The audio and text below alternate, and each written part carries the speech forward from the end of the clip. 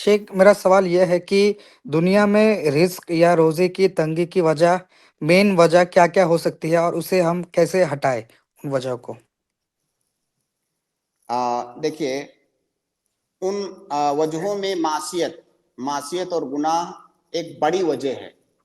लेकिन मेरी इस बात का ये मतलब हरगिज नहीं है कि अगर कोई आदमी गुनाह और मासियत नहीं करता है तो फिर उसकी रिज्क के अंदर कुशादगी ही होगी।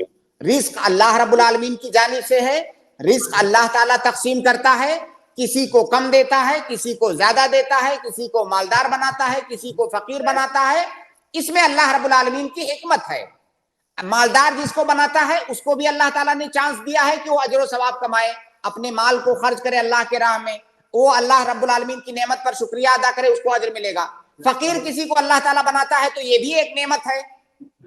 वो आदमी सब्र करे उसको अजर मिलेगा। उस आदमी के पास कम माल है उसको माल का कम हिसाब देना होगा। तो ये सब अल्लाह रब्बुल आलमीन की हिकमत है। तो सबसे पहले तो हमें मानना चाहिए कि रिस्क अल्लाह रब्बुल आलमीन की जानिब से है, वो जिसको जितना चाहे उतना दे। दूसरी बात ये, आपने पूछा असबाब, तो उसके कई सारे असबाब में से एक बड़ा सबब मासियत है। लेकिन इसका मतलब ये नहीं कि दुनिया का हर नेक आदमी मालदार होगा। बहुत सारे जी। नेक आदमियों को अल्लाह रब्बुल आलमीन कम रिस्क देता है, लेकिन जितना देता है उसी के अंदर बरकत देता है।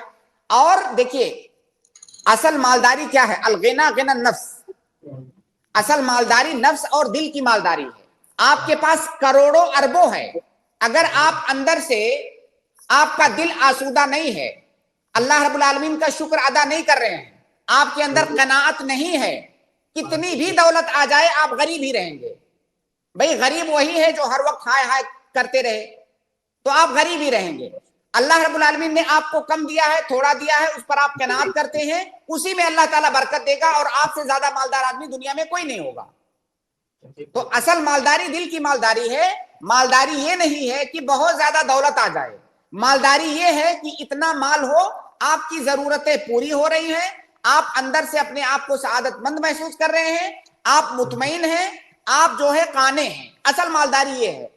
मालदारी ये हरगिज नहीं है कि बहुत दौलत है आपके पास।